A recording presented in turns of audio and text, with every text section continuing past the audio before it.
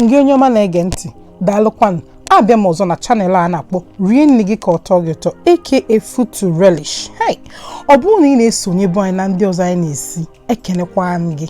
Ọ bụrụ na tata bụ izizi gị, ụjọ atụna gị, ihe a nwere ike masịkwa gị nke ukwuu. Tata ana m esi ofe ọra. Ofe ọha ka ọ bụ ofe ọra. Ngọkwanụ na ihe m ga-eji wee sikọbịa. Mma m si na Nigeria wee zitelu m azụ a na-ama ka gịnị ọkwụ na-afụ ka ọ dị mmanụ. Ngwa nekwenụ the must haves n'ofe a. Ọ mkpụrụ ụzịza bụ nke a na ogiri Igbo. Emechenjili ogiri Igbo ebụọ wee see ha. Azụ nsi na freezer wee bute. Nke a bụ crayfish. Ọrọni. Okay, na ihe ntanta m ga-eji wee sikọbịa tata. Nke a bụ kpọmọ. Ndị ọcha ebegola anyị ije na ha na-akpụchacha kpọmọ azị ya apụchacha nwere afọ ị ga-ata nke otu ahụ. Nakwa kpọmọ ọzọ m ga-eji wee shie ya. Ofe ọha ka ofe ọra gwagodi m ihe m na-akpụ ebe ọ bụla unu bi. Nke a bụ anụ efi nke nwe ọkpụkpụ na nke na-enweghị ọkpụkpụ.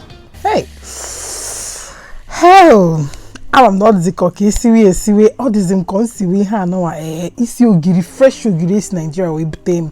Nke a bụ ede, mkpụrụ ede. For the best result, a na-asị na mkpụrụ akwụ na-adị mma. Ya ka m ji wee gosikwa this video of akwụ, but enwere m ya tata. Ihe m ga-eyuzu bụ mmanụ Igbo. Mmanụ Igbo esikwa Nigeria wee bute. Mmanụ si straight from anụ Igbo wee bute. Negodo akwụkwọ ọra. Ị ga-ekweta na ma nọrọ na Nigeria. Negodo akwụkwọ ọra. Freshly imported. Ndị a bụ mkpụrụ ede. Ịghọta, aga m eji ede niile a wee shie ofe tata. Dị ede karị, mana m ga-asachacha ya njiri nke anyị ga-eji wee shie ofe tata. Ihe m ga-emezi bụ ndowe ofe ya na freezer. Aga m egosikwa n'otu m si apaka so that mgbe ọzọ m chọrọ isi ofe ọ dịkwala m mma. Ịghọta, ọ bụ na ị nwere nke mkpụrụ a, ị ga-ejikwa ka ha na-akpọ ede akwụgo akwọ wee shie ya. Ọ bụkwa na ị nwere ede, ndị ọcha na-ele ede na Asian stores. Ọ bụkwa na ịfụghọ nke ahụ, o nwego my friend si na ọ na-ejikwa Coco oats eme thickener for ofe ede. Try ya, o nwere ike dị mma. Okay, now nsachicha ede a just ka m wepụ ya aja. Unu amago nna ọ bụ mgbe ahụ a na-akwọcha ede, ịkwọchacha ya. Mba, aga m akwọcha obere, saa ya, sapụcha ya aja. Ịghọta, nsachacha ya ndị shon ọdịgo ọcha, enwe m sinyezie ya n'ọkụ. Ịghọtago, isicha ya mmiri adịzi mma, nsikwasị ya n'ọkụ ka ede yewe. Ọ na-abụ the hardest part, but ịmaga ọ bụ ezigbo ede na-eye enwekwa nsogbu. Ebute m ite ọzọ ka ebido sawa anụ. Ọ bụrụ ka ndị efu na osi ike ibidogodo sinye ya n'oge ka ọ yebe tupu itinye anụ, mana ị na-eka ndị ahụ anya ọ dịghị ka ọ dịtụ soft. Isikọta ya na anụ mgbe ị na-enezi ya nke ọbụla ya egopụtakwa na-esikwa. O nwere afụfe kwesịrị ịdị n'isi nri. Eziokwu, enwere hard and fast rule. Ọkwa ịghọta. Nsapụcha nke eji m tụfuo dati. Ịghọta, mbenye ya yabasị ọcha, yabasị na-acha mmemme. Etinye m ya ogiri oyibo, ya bụ ka anyị na-akpọba na seasoning cube. Etinye m ya nnu. Ọ gwụchakwa ofe n'idiro mtan moroko n'ime anụ gị. Unu ekweta na onwe esi na-eji time esi ofe. Unu ekwukwana na nkwu, mana mụnwa nne m ekuziro m ka esi eji time esi ofe. Ịghọta, ntinye ya nnu, gbanye ya mmiri, etinyezie m anụ. Ebe m sibe, ndị mmadụ na-eche na ofe fiara arụ. Ofe bụ actually one of the easiest things a na-eshi because all the same method basically.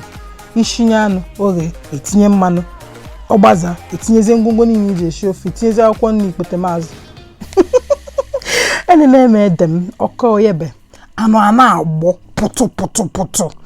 Etinye m okporoko tata maka na anụ bịa karịa, mana ịchọkwa itinye okporoko. Ofe ede na-adị mma ka etinye okporoko.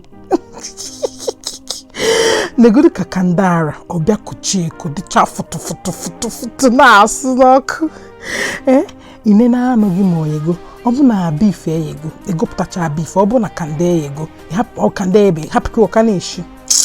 Ene na-eme ede m ka eke ga-esi ma na ede eyego ka nsi wee ma na oyego bụ mmepe ya o mepum.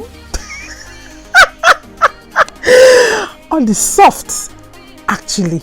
mgbaki gama no ego afotu omia ihe nga-emezi bụ ọ bụrụ mgbe anyị na-asụ ede n'odo ịma na-asị gị subia ka ọ dị ọkụ ka o wee dịrị gị izi ka ọ ghara ịgba mkpụrụ abịa tinye ya ma mmanụ ma ihe niile mana bekee pụtazi a na-akwọzi ihe niile n'igwe ịghọtago ma o juru oyi ị ga-akwọ onwe ya ịghọta ka m na-agbanye mmiri oyi ka nkụlo ihe m ga-eme bụ esi okwukwe m azụ nke a da afịa arụ oyi so ihe a ga-eme mgbanye obere mmiri ọkụ ka ọ ghara ịdị too hot ọ sapụ ya ụtọ ihe m ga-eme bụ tinye ya just mmiri dị yalị ka o tutuo nzachicha ede m mmiri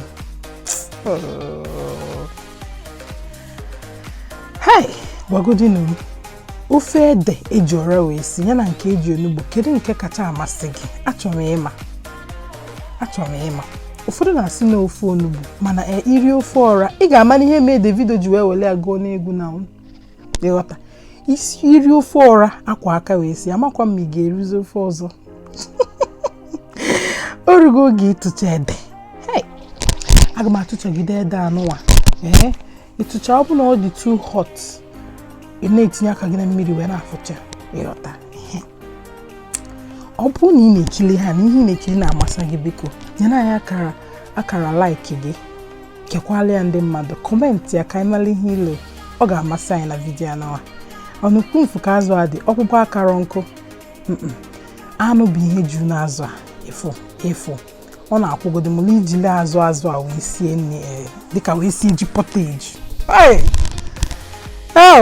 nne egbukwana nwaada biko oke ka nsasị azụ m eje m tinye ya n'ọkụ mana anụ anyị na-eyezi so ihe ga-eme bụ njezi tinye ya ọma nshita aka maka ishe ya nnukwu emafụzi ya n'ofe ya na ofe ya nwere ike sapụcha n'afọ ka ọ dị enyezie ya na-eme anụ nrapụkwa ya ka ọ na-esi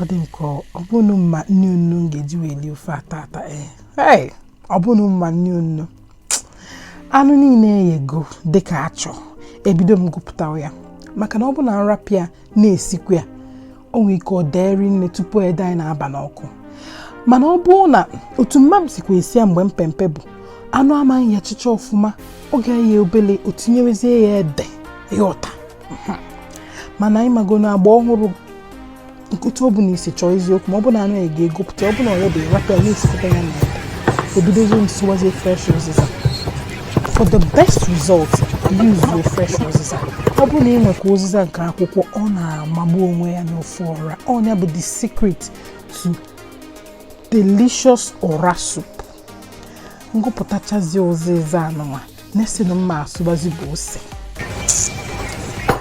ntinye ose nsụka ntinye ose nkịtị nkọbazie ya nri na-enye joy nsikọbụ ya na-enye joy ogiri Igbo anụnwa abịa m n'anya anụ abụrụ ibu ede abụrụ ibu ọ bụrụ ofe ogiri ka m ga-eji ka njegodi weta ọzọ akwụkwọ m crayfish m dobe ihe niile na-echezi one more big secret n'ọra mma nnukwu nkụzi eme na ada eji mma ebe ọra ọkacha ọra na-abụchara ndị ezigbo ya maka na ijili mma bee ọgbajie onikwuo enu aka ka eji eji nwayọọ ọra dị tough but tender ịghọta ijili aka itibichaa ya atibe tupu ibido saa ya and ị ga-atibia towards the time ị chọrọ itinye ya n'ofe gị ọkwụnofu ka ede akwọ dị anyị na-etinye ya mmiri ka o wee kwe n'igwe ekwoli ya tinye ya mmanụ ịchọ ibu ụzọ tinye mmanụ ịchọ ibu ụzọ tinye ede ị ga-etinye ha niile etinyezie m ogiri Igbo na-ekpogodu ogiri Igbo mma nnukwu nwetara m ya n'obodo Igbo ntinye ya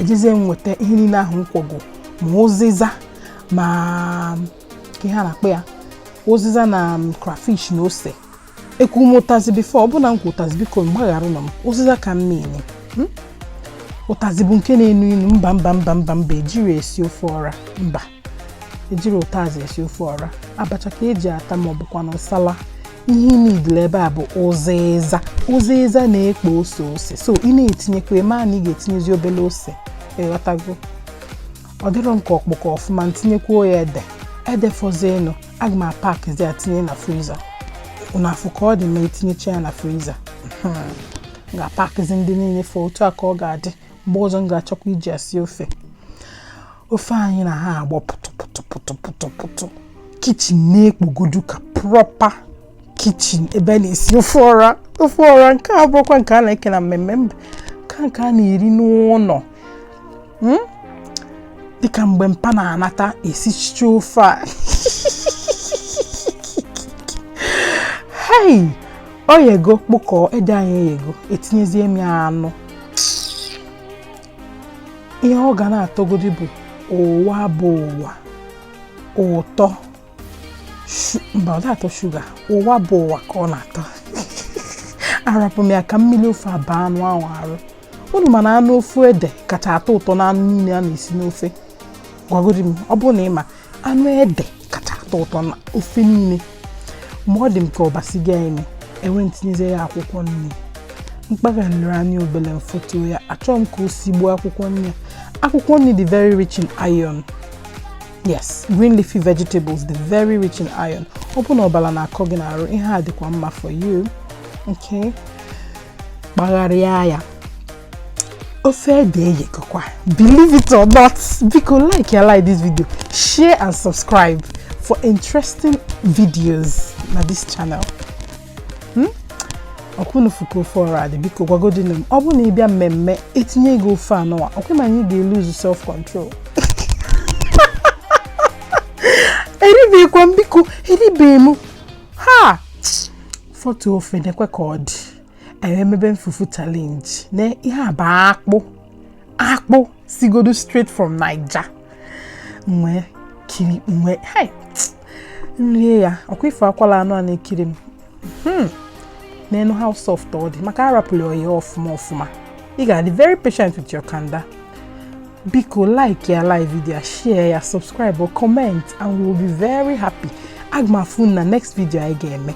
Ndewo. Thank you very much. Ngakeme sikwa.